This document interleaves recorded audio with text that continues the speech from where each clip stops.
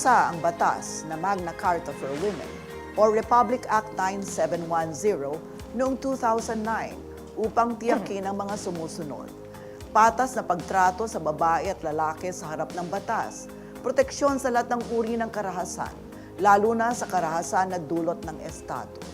Pagsigurado sa kaligtasan at seguridad ng kababaihan sa panahon ng krisis at sakuna. Pagbibigay ng patas na karapatan sa edukasyon, pagkamit ng scholarship at iba't ibang uri ng pagsasana. Ipinagbabawal ng Magna Carta for Women ang pagtanggal o paglalagay ng limitasyon sa pag-aaral at hanap buhay sa kahit anong institusyon ng edukasyon dahil lamang sa pagbubuntis ng hindi pa ikinakasal. Karapatan sa patas na pagtrato sa larangan ng palakasan o sports. Pagbabawal sa diskriminasyon sa babae sa trabaho, sa loob ng gobyerno, hukbong sandatahan, kapulisan at iba pa. Pagbabawal sa di makatarungang representasyon sa kababaihan sa kahit anong uri ng media. Pagkakaroon ng 2 buwan na maternity leave na may bayad at sa mga sumailalim sa medical treatment o surgery na kaugnay ng kalusugang pangreproduktibo. Patas na karapatan sa mga bagay at usapin, kaugnay ng pagpapakasal at mga usaping pampamilya. Ang Magna Carta for Women ay naglalayon na hikayatin ng mga babae na maging bahagi ng politika at pamumuno at itulak ang ilang mga agenda na kaugnay sa kababaihan. Tandaan natin ang mga karapatang ito. Isulong natin ang mga karapatan ng mga kababaihan hindi lamang tuwing buwan ng Marso, kundi araw-araw. Mula ngayon, hanggang sa makamit natin ang pantay na pagtrato ng lipunan sa ating mga kababaihan, pagkat kalahati tayo ng sambayanan at sanlibutan.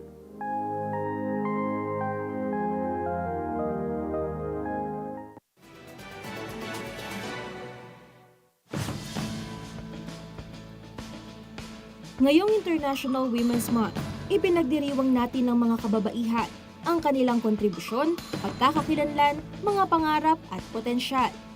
Sa Sonia P. Soto Interviews, pag-uusapan din natin ang mga hamon na hinaharap at nilalabanan, kasama ang ilan sa mga kilalang women empowerment and women's rights advocates. Sasamahan tayo ni Attorney Virgie Suarez, ang National Chairperson ng Pagkakaisa ng Kababaihan para sa Kalayaan o PAISAKA. Si Attorney Virgie ay isa ring labor lawyer na nagsusulong ng karapatan at kaligtasan ng mga kababaihang manggagawa at aktibong miyembro ng iba't ibang women's rights and human rights group kagaya ng Katarungan at Kilusan. Makakausap din natin ang Secretary General ng Kaisaka na si DJ Hanier, isang aktibong campaigner para sa gender equality, women's rights at environmental issues. Siya ay miyembro rin ng human rights group na In Defense of Human Rights and Dignity Movement o iDefend.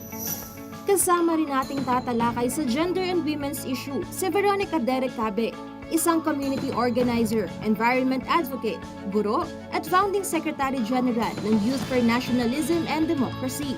Miyembro rin si Cabe ng Kaisaka at board member ng Community Legal Help and Public Interest Center. Sa episode na ito ng Sonia P. Soto Interviews, tatalakayin natin ang mga napapanahong usapin kaugnay ng mga kababaihang Pilipino, ang kanilang kalagayan at paano susugpuin ang gender inequality sa ating lipunan mula sa punto de vista ng mga nakikipaglaban para sa karapatan ng mga kababaihan. Magandang araw sa inyong lahat. Uy, welcome, Powerhouse. Wow! Thank you for coming to the station. Maraming salamat. At siguro sa pagkakataong ito, ang una kong gustong itanong sa inyo, paano nyo ba sinelebrate ang March 8? Baka gusto mong mauna. Medyo fresh pa yung Women's Rights Festival na ginawa namin. Natutuwa ako doon kasi halos 99% nun bata, mga youth. At siguro first time din namin na mag-utilize yung plaza, which Ng Balanga. na medyo ano rin kami, nag-aatubili kami kasi baka hindi kami payagan since alam niyo naman yung mga activities natin medyo hindi siya conventional sa paningin ng nila. So, natutuwa kami kasi nakapaglunsad kami ng isang Women's Rights Festival na pinamunuan ng mga kabataan ng Kabaro. Yung Kabaro ay kababaihang Bataenyo para sa kalikasan, karapatan at pagbabago na chapter ng Kaisaka.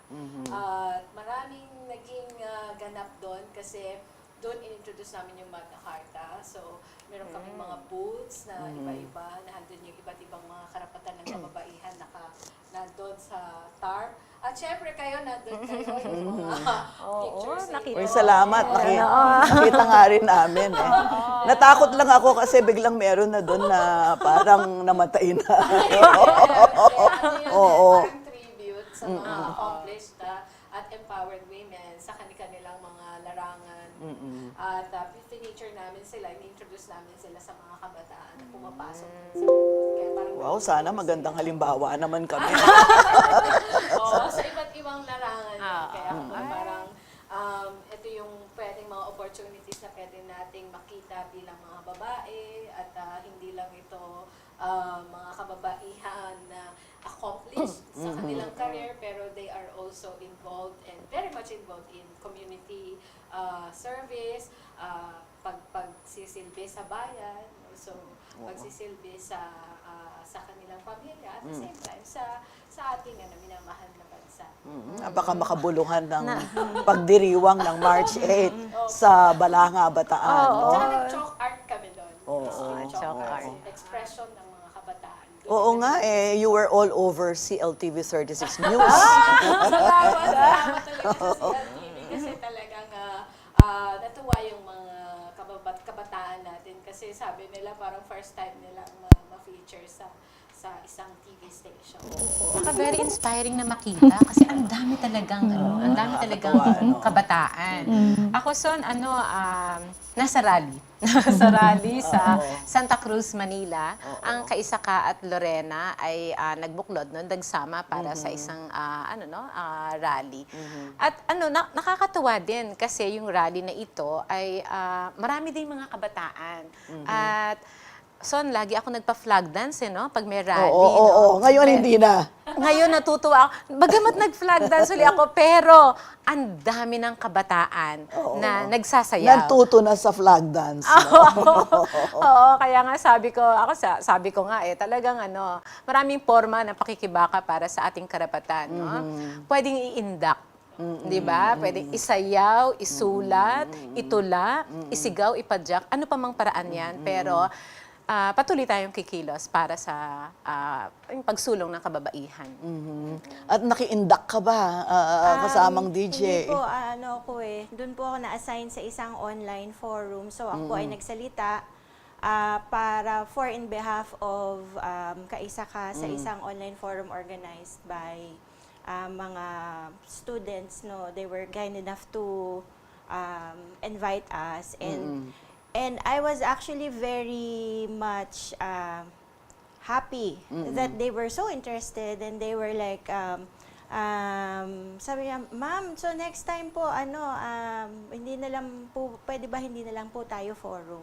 Sabi ko, yes, sige, basta ba okay sa inyo? Sabi ko ganun. Kasi those are the little things that I think that yung breaks the idea that, young people are parang closed off in their own world. Sa tingin ko kasi hindi They do it in their own way. Yun yung What struck me just now, yung sinabi ni Attorney Virgie sa atin na iba't ibang paraan. Wala namang iisang padron lang ng pagdiriwang ng March 8 o ng International Women's Day.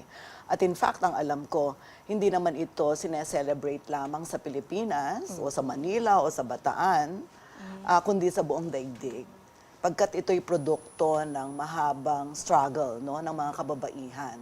Sino bang pwedeng magkwento sa atin kung ano ba ang pinagmulan ng March 8 o International Women's Day? Kasi parang more than 100 years na itong pinagdiriwang all over the world, di ba? Kailan ba ito nagsimula? Sino bang pwede mag-share sa inyo? Alam mo, marami, pero ang pinakamagandang gusto kong alalahanin dito sa March 8, yung rally no, sa isang textile company ng mga kababaihan. Ito talaga kasi yung pinagsimula nung March 8 at ito rin kasi yung pinagsimula nung 8-hour na trabaho. Kasi nung mga panahon na yun, 12 oras hanggang 16 na oras ang trabaho. And it took the women, no, na doon sa mga textile workers, sa mga garments na yon, para lumabas at tutulan na ito at talaga nagbuwis ng buhay ang maraming kababaihan. Pero doon sa magpagkilos na yon, markado talaga yon dahil yun na nga, no, ang nagbukas para sa 8 oras na trabaho sa kababaihan. At yun na rin yung naging tinuntungan para gunitain ang pandaigdigang araw ng kababaihan, yung March 8. More than 100 years ago yan. At ang isang mahalaga dito sa kwento mo, Attorney Virgie, na hindi alam ng karamihan, yung talagang ang namuno at nagsimula nung malaking pagbabago na yon ay mga kababaihang manggagawa. Di ba? So kailangan, this is very significant, this is very important. Kasamang Derek, bakit ba napakahalaga na maalala natin at lagi nating isinasa isip at isinasa puso yung mahalagang papel na ginampanan ng mga manggagawang kababaihan? How significant is that? Tingin ko napakahalagang note yun sa kasaysayan kasi hindi natin aabutin yung tinatamasa ngayon ng lahat ng manggagawa, lalaki, babae, kung hindi nagsimula ang kababaihan para i-claim yung karapatan, magbigyan ng karapatan sila sa isang mas makataong oras ng paggawa. Slave work kasi yung 60, ginawa natin, pinaiksi natin. Hindi lang yun, pati yung usapin ng karapatang umihi, pati pag-ihi sa health, pati yung occupational safety and health sa paggawa, yung makataong kondisyon sa paggawa. Lahat ng yan ay inilaban ng kababaihan na tinatamasa ngayon ng lahat ng mga manggagawa. Kumbaga, itong paglaban na ito, itong mga tinatamasa at ine-enjoy natin ngayon, na kung ano man yung ine-enjoy natin ngayon, na alwan, ay mula ito doon sa isinakripisyong paglaban at pakikibakan ng mga kababaihan noon. Kaya malaking pasasalamat natin sa kanila dahil sa kanilang sakripisyo at pakikibakan noon na sana ay lagi nating ipaglaban din ngayon kasi sa konteksto ng yung usapin ng binabawi unti-unti itong mga tagumpay, kailangan alalahanin natin lagi yun na hindi natin to inilaban pero inilaban ito ng mga manggagawang kababaihan noon na inihapag na sa atin, kaya tungkulin natin itong bantayan, tungkulin natin itong pagyamanin pa. Yun. Ang ganda nun sinabi mo at ang pamahalaan natin ngayon, kasamang DJ, ipinagmamalaki nila yung report ng World Economic Forum. Mukha namang maganda naman ang resulta nga nung report, no? Yung galing ito sa survey ng World Economic Forum na sinasabi kung tutuusin, ang Pilipinas ay may consider na natin sa mga top-ranking countries pagdating sa pagpapaliit ng gap sa pagitan ng lalaki at babae, yung tinatawag nilang gender gap. Ano ang reaction mo dito sa World Economic Forum report na ito? Totoo po na nananatili tayo sa top 20 pero we did slide down mula sa rank 17 noong 2021 into rank 20 itong 2022. Which is, ang sinasabi po according to the report is the biggest contribution po is precisely because naitulak po ng kilusang kababaihan natin dito sa Pilipinas ang pagpapasa ng Magna Carta for Women.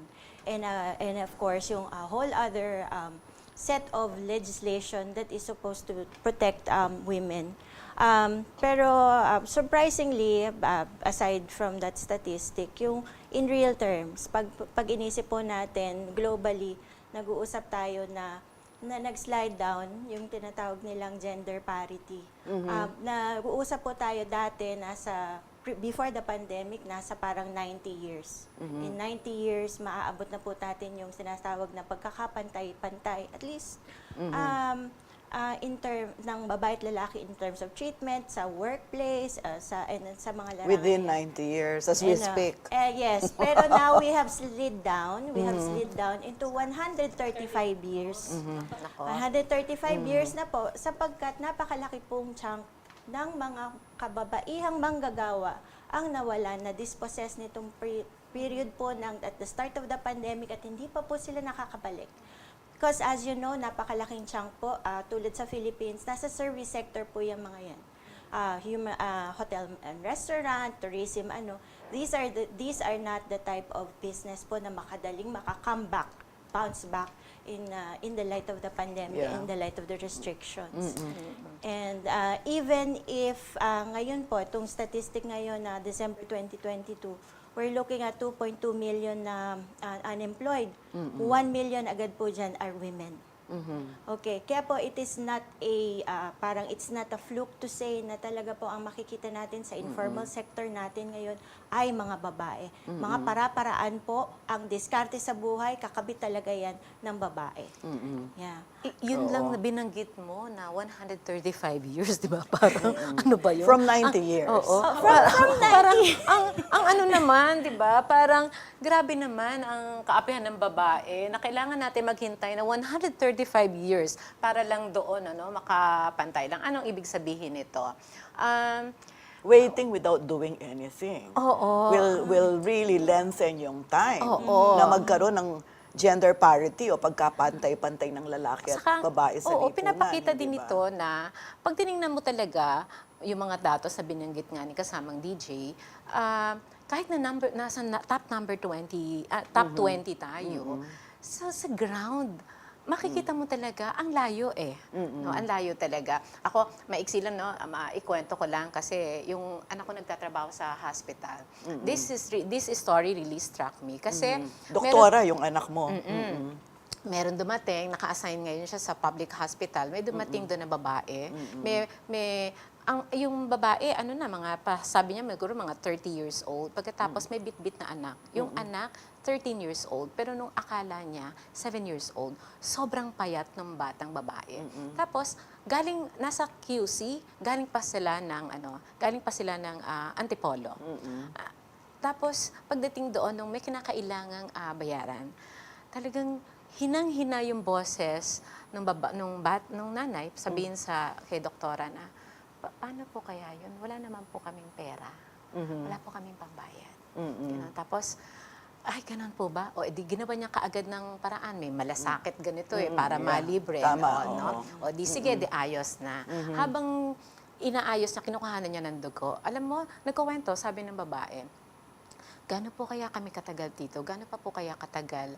Kasi po, meron pa po akong 5 anak Oh na my nasa God. bahay at wala po silang kasama. Diba?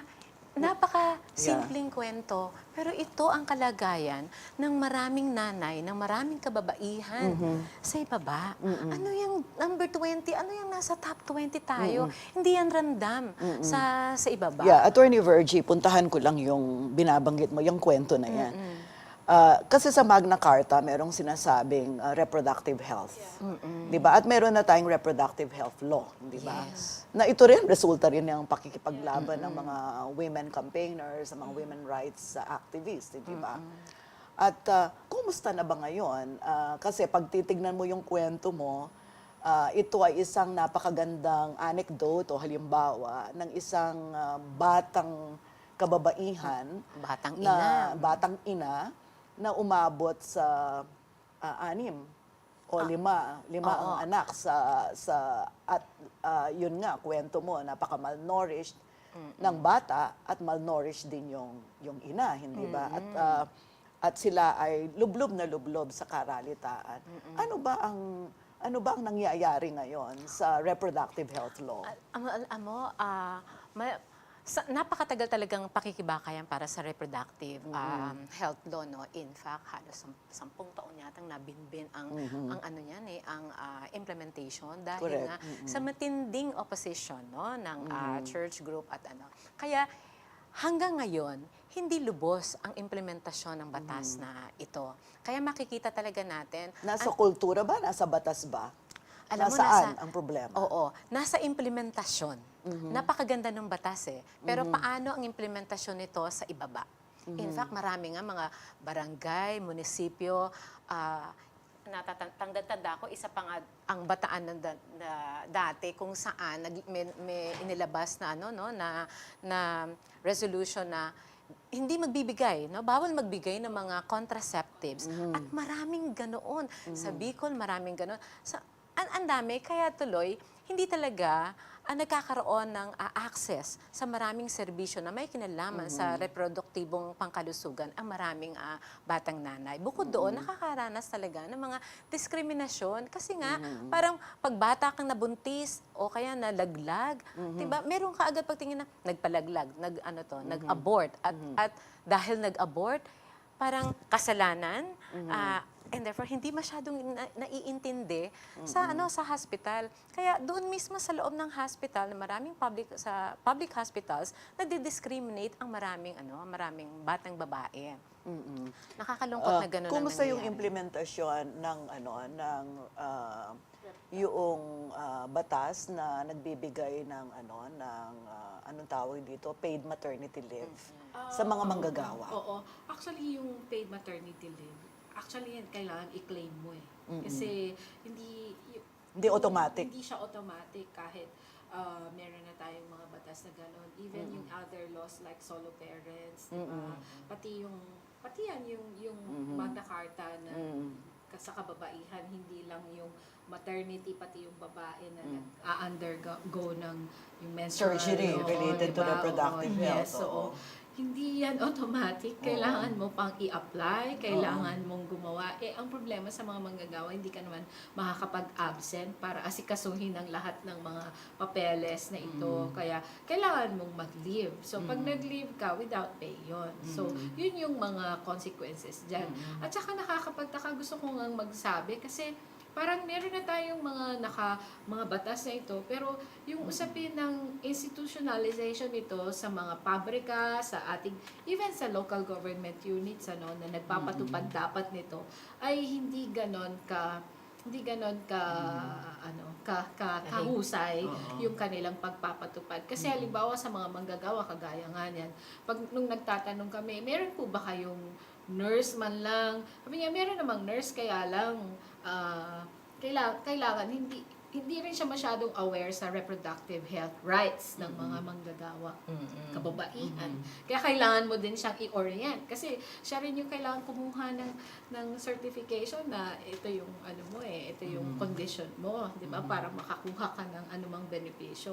Yung mga ganong klase ng bagay na nagpapahirap para sa karaniwang manggagawa para i-access yung benefits ng batas sana na hindi available bukod sa information na hindi rin ganon kalawak o hindi ganon kasapat, yung usapin din ng kung paano handa yung mga nagpapatupad sa pabrika, lalo na sa management and the government na nagre-regulate nun, walang ganon. Kaya yun yung Yung anti-violence against women, kumusta ang implementation? Ang alam ko sa mga pag-aaral, at ito hindi lang naman kaisa ka ang nagsasabi, no? In fact, worldwide yata yung fenomeno nung panahon ng pandemic, parang phenomenal ang pagtaas ng bilang ng mga biktima ng violence against women. At dito sa Pilipinas, parang isa sa mga nakita ko dun sa inyong mga pahayag, yung pagtaas din o pagdalas ng tinatawag na state-sponsored violence, no? Of course, hindi lang naman sa kababaihan, kundi kahit sa sinong ordinaryong tao, no, babae man o lalaki, no. Kumusta ito from the yung documentation na ginagawa nyo sa iDefend, for example? Meron po kasi tayong tinatawag na campaign ongoing against yung SLAPP suit. Ito po ay judicial harassment na ginagawa nila sa mga groups. No? For instance, yung pong in the case of the Sumilao in Bataan, Sumalo pala, sorry po. Sumalo in Bataan, kung saan they are agrarian reform beneficiaries. Kinasuhan po yung mga farmers which are women. And then that was the subject of the March 8 action ni I Defend. although hindi man siya unique, no, parang lalong nagiging mataas yung risk ng pag na-harass yung mga women kasi merong add-on eh. They can be hindi lang judicially harassed, meron pang yung mga threats, meron pang yung mga overt or covert na mga na ng mga hindi necessarily known na mga state actors. Ibig sabihin, they could be unknown persons na nangaharas or Okay. mga ununiformed people na subjecting these people na mag-back off from their demands. No, so yung may mga ganong mga instances, and of course nandiyan pa rin naman yung na they're in danger of yung mga demolition. And of course, pag na-demolish yung mga yan, paano sila magko-continue ng kanilang activities. And of course, yung sa Manila Bay, and then yung napakalaking mga communities na dependent doon sa Manila Bay that are under dahil nire-reclaim, mawawala rin yung kabuhayan nila. And of course, yung mga women na yun na nakakabit ng mga fishers natin, mawawalan din sila ng source ng ano. And then, that's another yung economic impact naman doon sa kanila. Yung ganong inaabot. Pero at the same time, gusto ko ring banggitin na syempre meron mga stories na gano'n na they are harassed. And nagpapatuloy of course yung mga extrajudicial killing sa bahagi ng tinatawag nating human rights defenders, no. Pero at the same time there are like mga instances like yung pag-pushback naman ng mga IP women against mga mining companies, against yung mga projects like dams, and then yung mga barricades na ginawa nila sa Romblon, and mga barricades na ginawa nila sa Palawan, which are women-led. I think, Pagdating ng sorry. pagdating ng state-sponsored mga violence against women, very classic yung kaso ni Senator Laila de Lima, Yes. di ba? Yun nga, kung kayang gawin sa isang senator, Senator Laila de Lima pa, diba? Napakatapang niya, napakaano. Pero gano'n, di ba? Ang dami nang Pero nag-retract. panahon pa ni Duterte Oo, yun, di ba? oo. Wala ba kayo nakikita pag-asa ngayon? Kaya nga, No, it's a serious yes, question really, pero di ba? all the more, kaya ko nga sinasabi, nagpapatuloy siya. Bakit? Ang dami na nag-retract eh. Dapat nga, matapos na ito, pero hanggang ngayon, nakakulong pa rin siya. Meron ng panawagan, no, dito sa panibagong administrasyon na kumilos na, no? Pakawalan Pero na I si thought kasi Laila dahil de Lima. Yung kay Senator Enrile, yung Chief of Staff ni Senator Enrile, di ba? Oo. Na in-apply sa kanya yung writ of habeas corpus. Pagkatapos, out na siya on Out bail, na di siya ba? on bail. We thought all along that this can also be applied Kay sa kaso ni Senator de Lima. Pero attorney hindi. Ewan ko, ayaw yata talagang no? Ayaw, ang dami na eh. Lahat na, halos nag-retract na, pero ayaw pa rin pakawalan eh. Oo. Pero ako, ang gusto ko lang siguro idagdag din dun sa discussion natin. Kasi more than sa mga namumuno, nagpapalit-palit naman yan, di ba? Yung mga presidente. Yeah. I think malaki talagang usapin dyan yung sistema, yung patriarkiya natin. Kaya yung usapin ng gender-based violence ay hindi talaga nasusugpo. Kasi even sa setup ng bahay, yung lalaking asawa pa rin ang nagaganap, yung pinaka-main perpetrator ng violence, abuse sa asawa, sa anak niya. Kasi lalo na nung na-highlight yan nung pandemic, kasi yung pressure ng economic kawalan ng ekonomiya, kawalan ng kabuhayan, laging ang napagbubuntunan yung asawang babae, diba? Kaya kumbaga parang saan mo ba i-attribute ito? Ito'y isang, akong tingin ko bilang matagal na nag-oorganisa sa kababaihan. Kahit sa mahirap na pamilya, pumunta ka sa maraming nagaganap yung violence at karahasan sa kababaihan, physical, sexual, ay dahil sa pagtingin na sila yung power. Sila At yung babae ay property. Oo, Saka yung mga bata ay mga yun. pag-aari Oo, ng tama. magulang. Oo, Kaya yun. pwede silang saktan. Oo, kaya medyo tingin ko parang nagsasalimbayan siya. Yung napakasaklap na nagkaroon ka ng presidente na talagang galit sa babae at talagang walang Panahon ni Duterte. Oo, nung panahon ni Duterte. Pero parang I do not see naman any indication na the current president, Bongbong Marcos, is misogynist. Is he? Is he a misogynist as well? Sa tingin ko Wala hindi. pa, no? But the patriarchy exists in legislative, in the judiciary, in the executive, in all parts of our ng anggulo ng ating bansa. Nandyan siya. Kaya tuloy talagang ang hirap kasi ang lalim nung huhugutin mo eh. 'Di ba? Kasi ano 'yun eh. Mindset 'yun eh. 'Yun ang Sabi ni aalisin mo. Richard Haydarian, na sinusundan ko yung mga analysis, sabi niya, great improvement daw talaga si Presidente BBM. Kasi ang iyong benchmark ay yung pansin ni Duterte. Pagdating of course, daw, relative.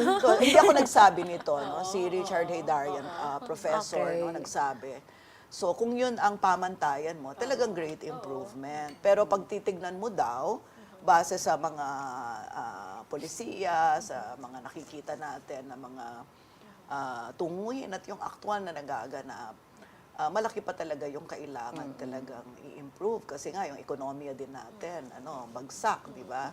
So, hindi pa talaga, Tsaka ang tawag yata sa kanya, Ferdinand Magellan. Siya ang nag-coin nung dahil nga daw sa short period of time na 7 months pa lang in office, naka 8 trips na abroad, parang gano'n. Anyway, that's a side comment, no? Ang isa sigurong kailangan nating puntahan din, yung Attorney Virgie, yung batas. Kasi sa Magna Carta, yun yung number 1, yung pagkapantay ng babae at lalaki pagdating sa harap ng batas, no? So, pantay na nga ba ang lalaki at babae pagdating sa batas o meron pa talagang mga batas na hindi pa rin talaga na ituturing na pantay ng lalaki ang babae? Alam mo, maganda sana yung sinasabi ng batas eh. Pero sa aplikasyon, hindi talaga ito pantay na i-apply sa babae, no, para matiyak na merong pantay na trato sa batas ang ating mga kababaihan. Hindi eh. Alam mo, kahit sa mga manggagawa, kahit yung simpleng sa sahod. Oo, sa Simpleng sahod, sahod na okay. lang. Antindi pa rin ang panawagan doon sa equal pay for equal work.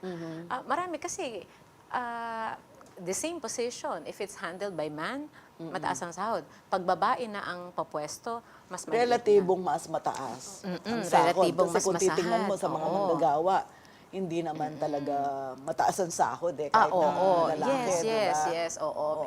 Yung ganoon. Pag kinumpara mo, Pag kinumpara for the mo, same oo. position, Tapos- kahit nasa rank and file. Oo. Kasi Oo. ano din eh, yung trato din sa babae na dahil babae, mahina, hindi magrereklamo, nakakayan-kayanan talaga sa mga kumpanya eh. Ang laki ng porsyento ng mga kababaihan na hindi sumasahod ng minimum. Alam mo nga, yung NEDA nga, sabi 36% lang ng mga businesses ang nagpapasahod ng minimum wage. O di ibig sabihin, 64% ay hindi ng businesses, hindi nagpapasahod ng tama. Oo. At napakadami dito, yung na hindi sumasahod ng tama, ay halos mga babae. Maraming babae ang hindi sumasahod ng tama. Ako, kaya kong sabihin kasi ang dami kong hawak na kaso ngayon eh. Yung kasong simpleng violation of labor standards. Kaya parang ano ba, nasan ba tayo? Kasi ang violation of labor standards, ano ang kasama doon? Wala sa minimum.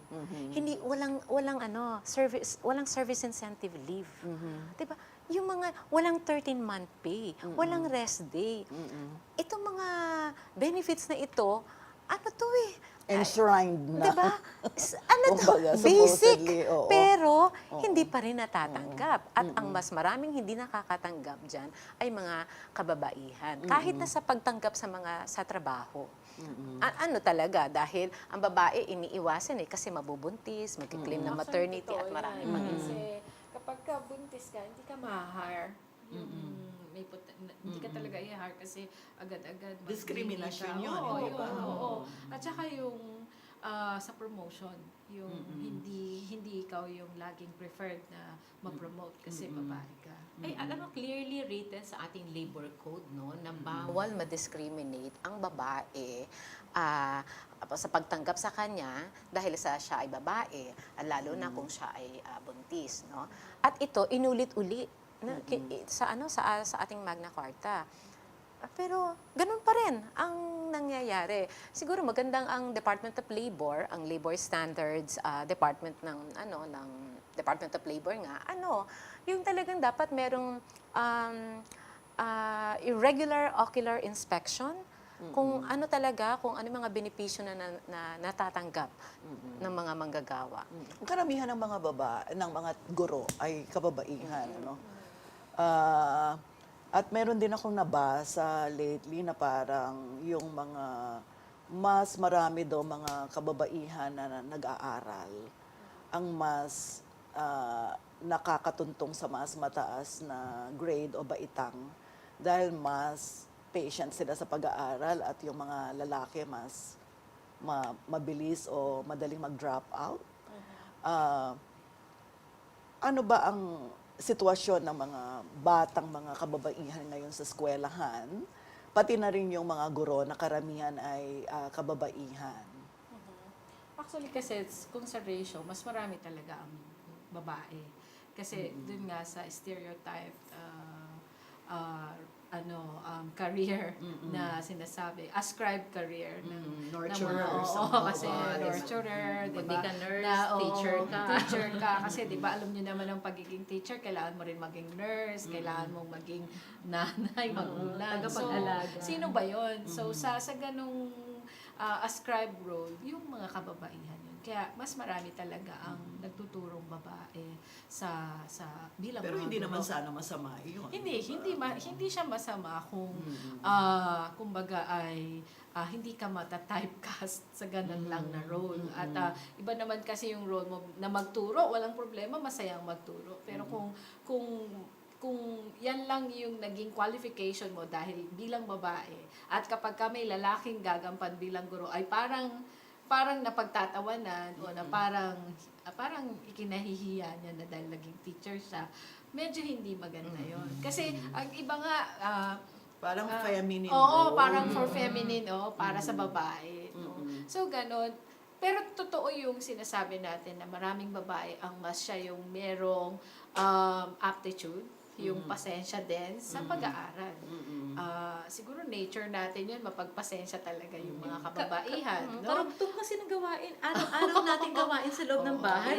Totoo pa rin ba yung yung unang panahon kasi kapag babae ka, marami kayong magkakapatid, sasabihin sa'yo ng mga magulang mo, unahin na muna natin, papaaralin yung mga lalaki kasi yung mga babae, kahit na paaralin mo yan, bandang huli mag-aasawa din lang yan at mag-aalaga din lang ng bata. Totoo pa rin ba yun? Actually, kung pupunta ka sa mga communities talaga, may mga ganyan pa rin nag-e-exist na kaisipan ng mga magulang na lalo na kung magpa-prioritize ka kung sino yung pag-aaral. Mas talagang ang pagtingin nila na mas dapat unahin yung lalaki. So, Kaya parang regardless of matalino yung bata or what. regardless. Basta yung gender niya Actually, kasi. meron akong alam, particularly nakilala na dalawang babae na napilitang lumaya sa bahay nila kasi gusto talaga nilang mag-aral. High school sila senior high school. Pero dahil sa prioritization ng family, so mas pina-prioritize talaga yung ibang anak. Kaya tingin ko kung hindi siya in general siguro situation, meron pa rin nag-e-exist yung mga ganong klase ng pagtingin. Pero dun sa statistics nga sa isang statistics na nabasa ko, number 4 na dahilan sa dropout ng mga estudyante dahil sa maagang pagbubuntis, teen pregnancy, at maagang pagpapakasal sa mga bata. Number 12 tayo sa buong mundo sa child marriage. Sabihin, napakaraming kabataan Bakit kaya? natin ang pinipilit na ipakasal. At ang mga dahilan ay for economic, pang-ekonomiya daw, no? Pang-salba sa pamilya, para daw maging estable ang buhay ng bata, para daw makapagtapos ng pag-aaral. Pero the very same reasons given para kaya ipinapakasal ang bata are actually very defeating. Kasi pag sinasabi na kasi ang nangyari, pambayad utang eh. Okay, edi ipapakasal para daw maging gumanda ang buhay ng bata. Pero sa totoo, sa statistics, hindi gumanda ang buhay ng bata. Kalawa, para makapag-aral daw. Kasi may pera yung papakasalan para makapag-aral. Sa statistics, maraming mga batang napakasal o ipinakasal, hindi rin nakapag-aral, hindi gumanda ang buhay. Kaya nga, talagang yung babae, pambayad utang. At yun yung nakakalungkot. Kasi sa pag ipinakasal mo sa child marriage, Parang nananaginip ako sa sinasabi mo. yes! Kaya nga, Parang hindi Pilipinas. kasi, very prevalent sa Muslim community, sa IP community. Precisely, yun yung rason kung bakit naging batas itong yung preventing child marriage. Because nga, number 12 tayo at napakarami. Kaya di ba yung seeing the children, hindi pa nila natatapos i-enjoy ang kanilang kabataan, may alaga na silang bata. Kaya talagang parang ang sama pag maaga ka napakasal kasi hindi lang yung ngayon ang inaagaw mo sa batang yon. Inaagaw mo yung kaisipan niya, yung katawan niya, pati yung kanyang kinabukasan. Ang isang importante doon sa Magna Carta, yung implementation ng gender and development. Kumusta ba ang inyong yung mga local government units at yung mga national government agencies kasamang DJ in terms of gender and development, mainstreaming at budgeting? Kasi isa yan sa mga pinagmamalaki ng ating pamahalaan, yung implementasyon. In fact, nung March 8, isa sa mga binabandila yan ng national government, ng PCW, gayon din, ng iba't ibang mga LGU, na yun daw gender and development ay buhay na buhay pagdating sa local governments. Nakikita nyo ba na nagbe-benefit ang mga kababaihan sa mga komunidad, sa mga syudad o kung saan man, dahil sa tamang implementasyon ng gender and development sa law sa mga local government units? Tingin ko nananatili siyang challenge kasi nandoon pa rin, nailagay siya doon sa planning ng PCW doon sa kanilang framework plan for the next years. Precisely because hindi pa consistent, I guess, yung support ng LGU for the mainstreaming per se. So, consistency in terms of budgeting, consistency in terms of staffing, at saka yung talagang plans. Kasi yung by experience naman, yung mga nagiging effective is merong very active participation ng mga women's groups sa lokal. Kasi syempre, kumbaga kailangan mo pa rin yung word na ginamit mo is talagang i-push, i-reclaim, call out mo sila na gawin nila yung work nila kasi it is for the benefit naman din ng community. And then, although wala akong numbers na kaya nating tingin ko, it is still a very big task pa rin for us to push na talagang yung God is magamit for women. And bukod sana sa lumaki pa sana kung kaya mapalaki yung allotment dun sa dahil magiging parang depende sa discretion kung merong sense yung LGU o kaya malakas yung boses ng mga kababaihan doon, merong pupuntahan, what if wala? More often than not, parang hindi naman, kumbaga uneven, hindi naman lahat yan mag-iingay, especially now na alam natin with the rising prices, lumiliit yung spasyo natin for criticism. Saka wag yung pang March lang. Yung Yes, parang oo. yung ang gagawing plano ay good for 1 month lang. Di ba? Hindi ganun. Sila, halimbawa, yung mga pa-zumba-zumba, yung mga zumba Ano sa tingin niyo doon? barangay. Ano tingin niyo doon sa mga ano? Kasi parang nakikita ko nga na usong-uso kapag March 8 yung mga Zumba from the barangay to the city level to the even up to the national level. Ganun. What's wrong naman with that? That's physical exercise, di ba? So health also ang nasa core nun. Pero pag tinignan mo yon as a rampant parang form of celebration of March 8, sabi mo kanina, okay lang naman ang pag-indak-indak. Pero, Oo, pero ito, sabihin, hindi lang yung buwan ng Marso magsusumba. Ang punto ko, ang kalagayan ng babae, no, na dapat nating pagandahin ay sabihin, hindi nga yan isang taon eh. Sabihin, pang matagalang gawain. Pero sa tingin ko, ang marami, no, LGU, kahit yung mga barangay, kumikilos lang sila kapag March. Sabihin, parang yan todo. Tapos nga yun, karamihan Zumba. There's nothing wrong with that.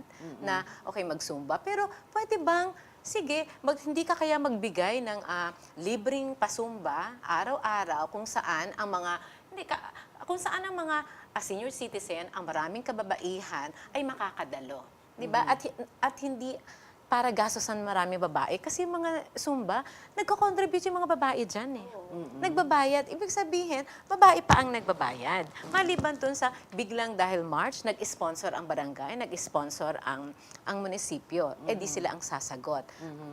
After that, lahat nasagot ng babae.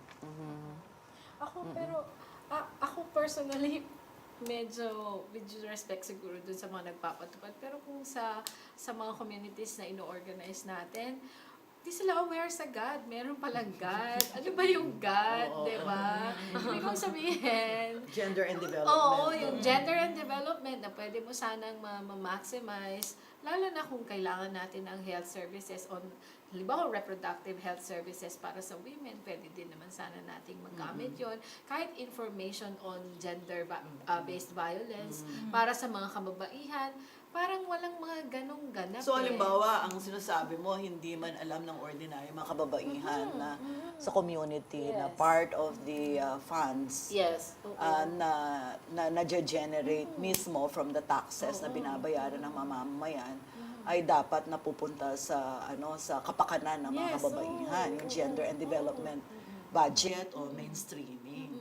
Monitor niyo ba ang paggastos ng LGU ng gender budget? Kung sa ngayon, meron lang kaming ilang mga barangay, lalo na yung mga may close contact kami sa loob ng barangay. Halimbawa, may gusto kaming project, like halimbawa itong women. Kasi itong nakaraan, nag-ano kami sana ng mga information campaign on gender-based violence, lalo na sa mga kabataan. Lalo na yung digital violence na medyo mataas ang rate ngayon. Yes, mataas ang statistics. Oo. So gusto sana naming i-access. Kaso parang bukod sa alam niyo na yung lumang bureaucracy natin, bureaucratic problems natin na ang dami mong pupuntahan. Di ba dapat may focal person, di ba?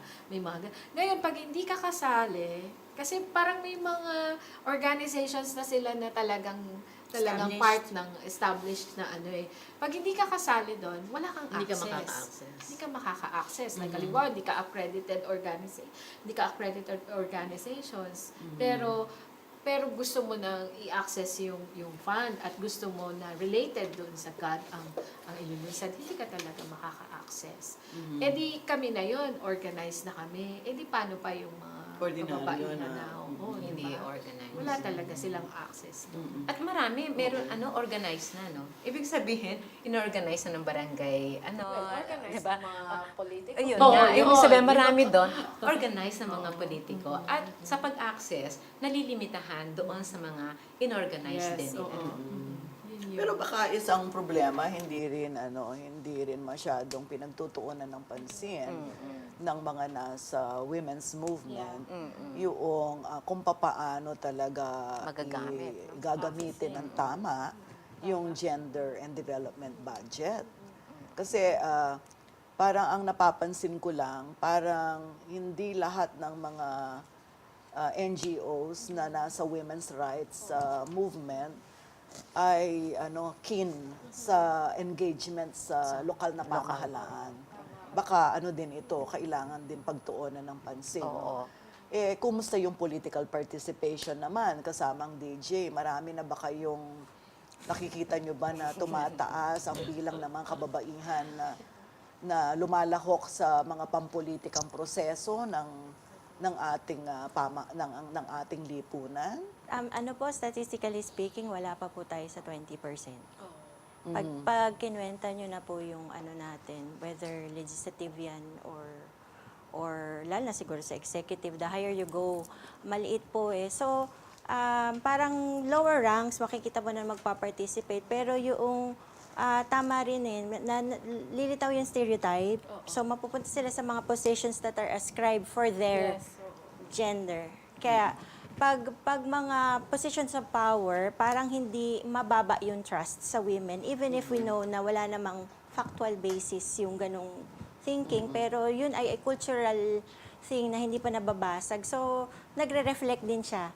Nagre-reflect din siya sa ating pag nakita mo yung why unequal, but parang mas madami yung mga lalaki, the higher you go sa mga positions, lalo na pag political clans.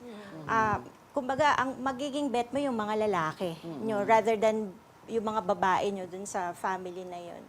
Unless wala ka talagang choice kasi yung heir mo is a girl, for instance. Yun, wala. Alam mo kung participation naman sa Magna Carta, nakalagay nga doon. Pag tinignan nga natin, nung dati nga, iniisip ko yung kaisa ka, sabi ko, tapos na yung 5 years na Magna Carta. Sabi ko, baka magandang yung gumawa tayo ng paraan para,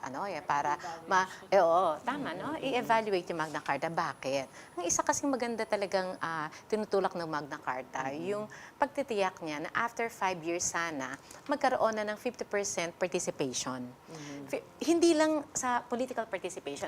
Nakalagay nga doon na halimbawa kahit yung mga political parties na kung kayo ng mga patatakbuhin, at least 50% doon babae. And that should translate kahit sa mga progressive organization. Halimbawa sa Union. Diba? Kung mix naman ng babae at lalaki, ang mga empleyado, dapat doon sa patatakbuhin mga officers, dapat kalahati ay babae. Ganun din sa mga universities, let us check. Sa mga universities, pag nagbibigay sila ng mga scholarship, dapat pantay sa babae at lalaki. Ibig sabihin, dapat gumawa ng paraan para kung 10 ang scholars na kukunin nila, 5 ay mapunta sa babae, 5 ay para sa lalaki. Ang ganda no? Kasi nandoon siya sa, yung really trying na magkapantay. At ito yung magandang yung pag-aralan, evaluate. Siyempre, kailangan lang very specific kung evaluate mo para makita natin how effective yung or paano siya talaga na-implement on the ground. Oo, pero ang isang criticism din, o observation, not necessarily criticism, yung mga kababaihan, they are still shying away from leadership positions, especially political Meron po kasing participation. parang mga nakakabit na negative thinking for someone, lalo na kung babae, to get that position in power. So parang rather than looking at you as you're strong, ganon, para kang matari yan. Mga ganun. Again, may that's mga patriarchy. Yes, diba? that's patriarchy at work. Sa Parang bandang huli. nagiging, siya, even if walang kinalaman yun doon sa skill set ng babae. Actually, Kasi male role ang leadership. Yes, male role, so you Ganon. have to be... On that note, halimbawa sa barangay setup, yung babae, once na halimbawa makapasok na siya, pero anong role yung kukunin niya? Anong committee ang kukunin niya? Like halimbawa, kukunin niya yung Committee on Health. Kasi syempre, ulit yun sa babae. Kung halimbawa, secretary, no? Secretary, treasurer, di ba? Yung mga ganong klase ng role, ascribe roles pa rin yung pupuntahan. Kaya mindset pa rin, di ba? Yung kaisipang di ba, patriarkiya pa rin. Kaya yun talaga yung babaklasin mo para pag baklas mo dyan, magkakaroon, matatranslate yung ganong pagbaklas at yung pagbabago kahit sa sa paggawa ng batas, 'di ba, sa pagsulat ng batas at sa pag-i-implement at lahat-lahat. Pero kasi pag babae ka, tapos naging leader ka, parang isa sa mga critical characteristic kasi na na-associate sa mga babae na nagiging leader, whether sa sa trabaho, sa mga organizations, yung assertiveness. Kasi 'di ba, yung parang expected ang babae na hindi siya assertive. Dapat yung parang meek, yung parang Yes. And parang kasi feminine when she characteristic becomes yun. assertive, she's pushy. Oo, she's pushy, she's mataray, yeah. mga ganon. Pag naman ang lalaki nagpapakita ng ng leadership role, parang that comes naturally. Parang, Oo, pag lalaki, pag ganoon, parang natural lang. Pero pag babae, parang hindi natural. May problema pero kaagad. matanong ko kayo, hindi naman kayo galit sa mga lalaki. Of course, Sa hindi. women's movement na inyong na inyong isinusulong, wala naman kayong assertion na kailangan i-eliminate ang mga lalaki para nang sa ganon magkaroon ng equality. Wala namang ganon. Walang ganon. In fact, hindi rin natin gusto na magkaroon ng isang lipunan na kung saan ang babae naman ay nasa itaasang. Kasi pag ganon, Nagdo-dominate. hindi rin yung pantay. Okay. No? Oo. Talagang ang gusto natin, kasi pag tinignan din natin ang history, ang kakalabasan niyan, kahit ang mga lalaki ay naging biktima sila itong kultura na ito no? Kasi kaya tuloy ang mga lalaki, hindi tuloy sila gusto mong umiyak, may problema, hindi makaiyak, di ba? Kasi mapagsasabihan Mapakita ka. siya ng kahinaan, Ng di kahinaan ba? kaagad. Oo, Na parang oo. babae lang ang umiiyak, ang lalaki hindi umiiyak. Alam mo, kaya Mas mataas ang suicide rate yata sa lalaki. At Tama. saka, Yes, ito yes. kasi malapit ako doon sa National Center for Mental Health. Doon ako nag-jogging. Mandaluyong Mandaluyong. Mas marami po ang lalaki. Kasi nga, di ba, masyadong suppress ang Dahil sa kanilang lipunan, emosyon. Lipunan. Oo. Kasi magmula sa pagkabata, di ba, tinuturuan yung mga lalaki na huwag kang iiyak, iiyak-iyak. lalaki ka. Oo. Tapos huwag kang uuwing luhaan, huwag kang Lumaban ka. Oo, lumaban ka, ganyan, di ba?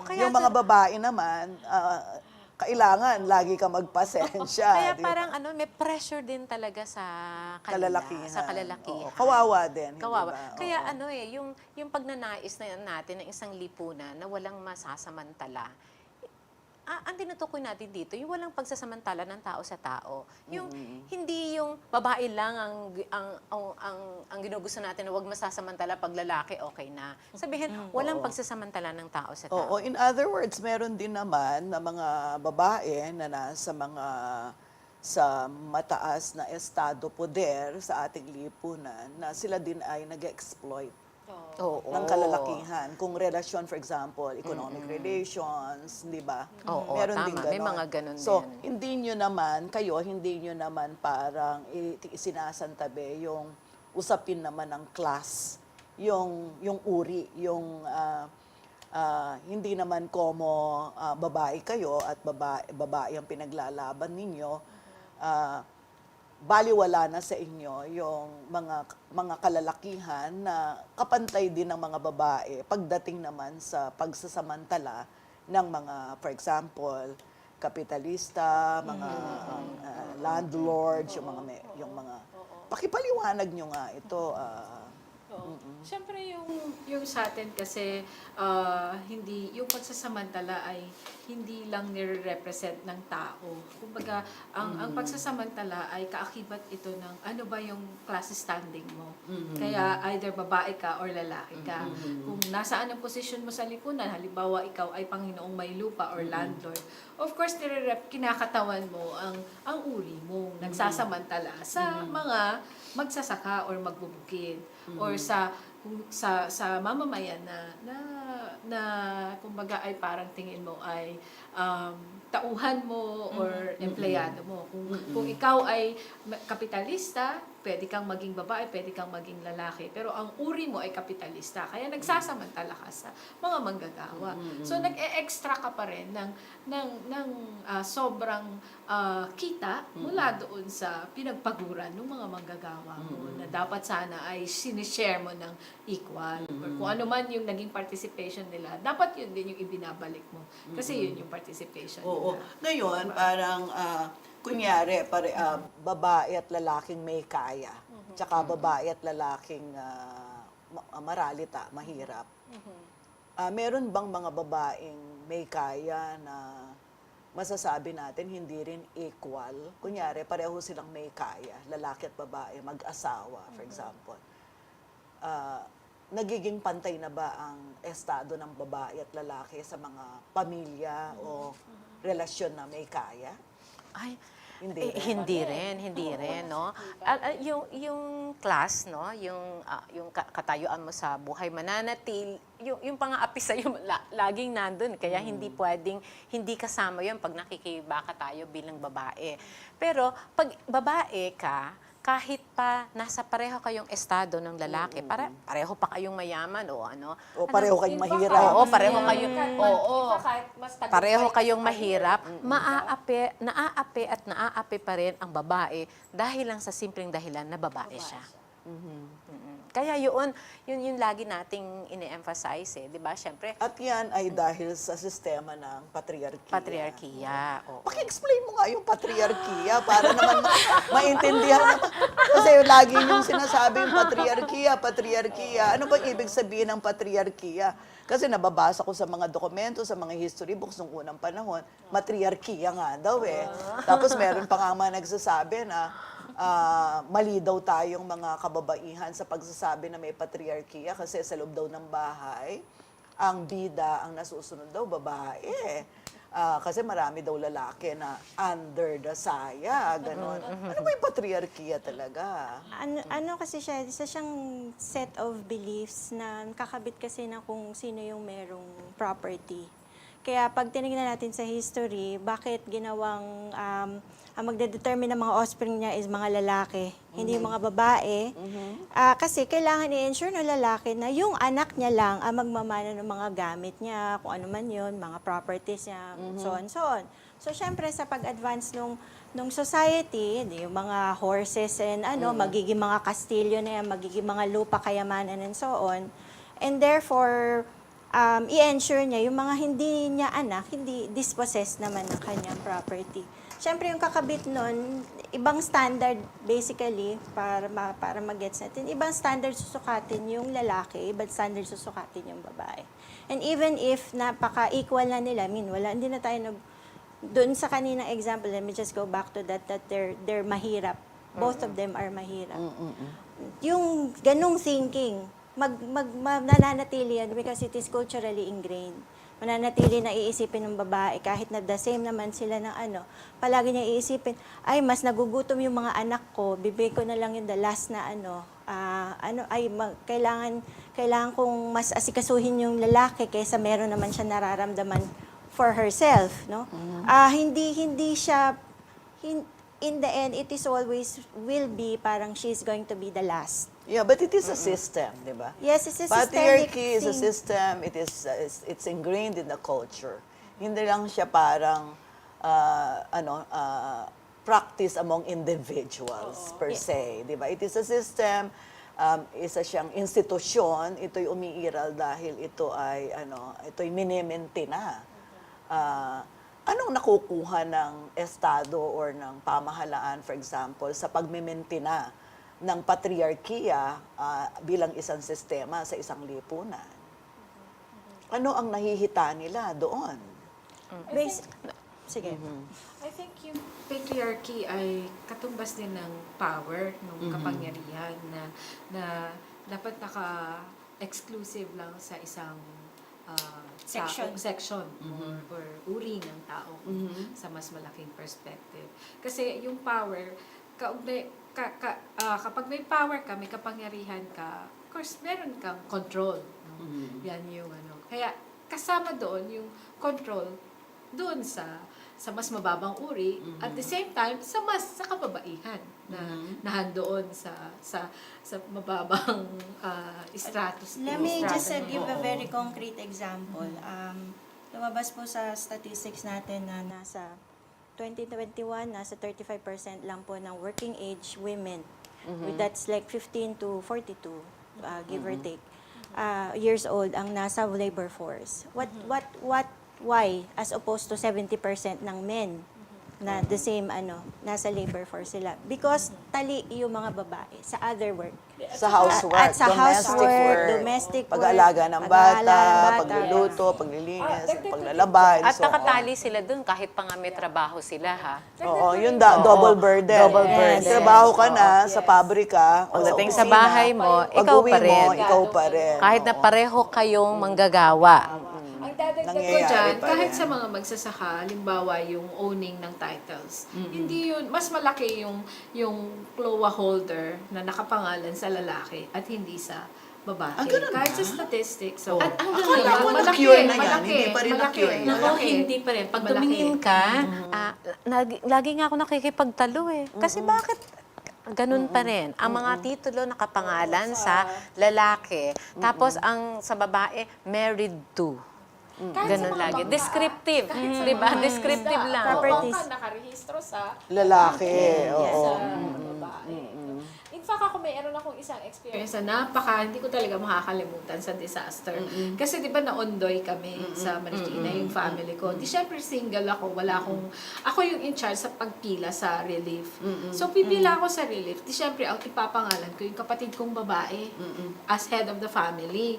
Hindi ako, i-reject ako noon. Ang tatanungin sa akin nung nag-relief, Nag-aayos ng yung pangalan po nung asawa nung kapatid nyo, O kaya yung tatay. lalaki. Oo. Sabi ko, hindi nga po siya. Mas gusto ko pong ipangalan sa kapatid kong babae. Kasi hindi po siya head of the family. Sabi sa akin, paano hindi siya magiging head of the family? Dahil nanay siya. Sabi niya, opo, ganun po talaga. Lalaki po ang head of the family. Eh kung papatayin ko na lang yung bayaw ko para maging head of the family yung sabi niya, ay hindi naman po ganun. Kaya yung mga ganun. Pero nangyayari yun, totoo yun. that is Totoo yun, really madalas true. na nangyayari yun. Hindi Oo, na- counted, parang invisible Ang, yung mga ang women. kinikilala talagang head of the family. Yung Laging yung lalaki, lalaki. kahit ang breadwinner Ay, ay yung oo. babae. Tama yun. Okay, Teka. actually we've exceeded the time, no? Pero may last two questions lang ako or issues na gustong ma-bring up. Yung una, yung last two, yung kaugnay nung madalas ko naririnig sa iyo kasama ni Derek, yung climate justice. Oo. Pag sinabi nating climate justice, ano bang ibig natin sabihin sa perspective naman ng mga kababaihan? Gaano ba kalaki ang epekto sa kababaihan ng injustice brought about by disasters, for example, or the way states and societies deal with disasters, man-made and natural?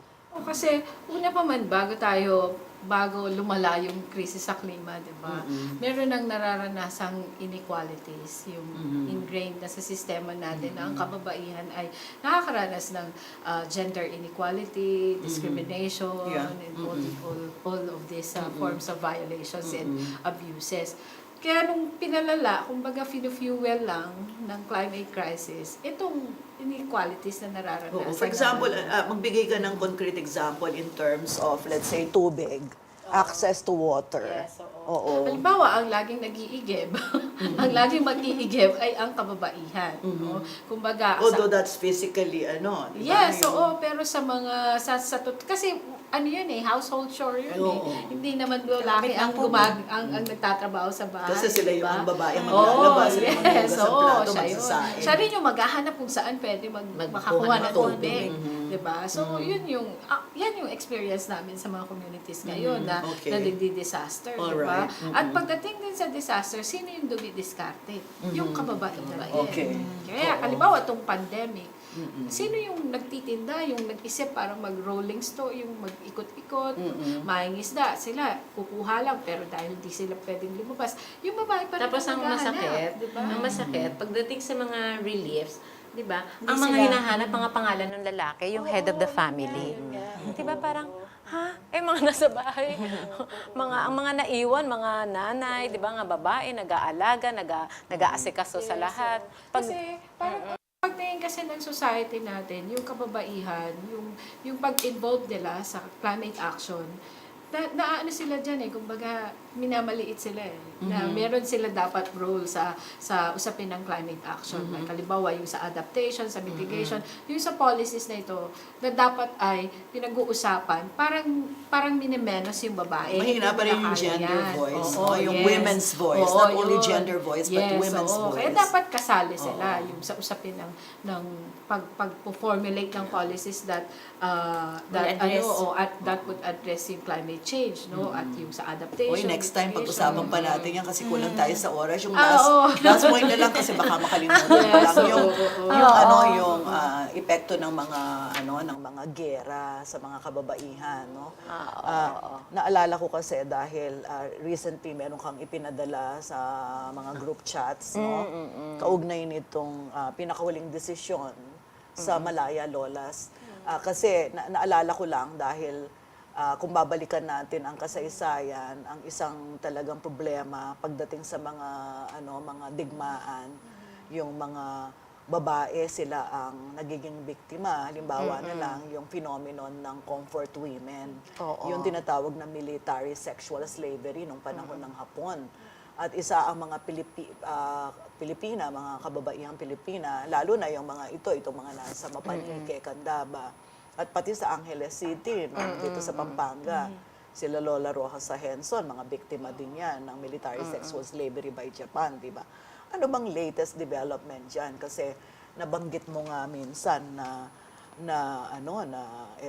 parang nanalo. Ano ba yung napanalunan? Ano daw yung napanalunan, oo, no?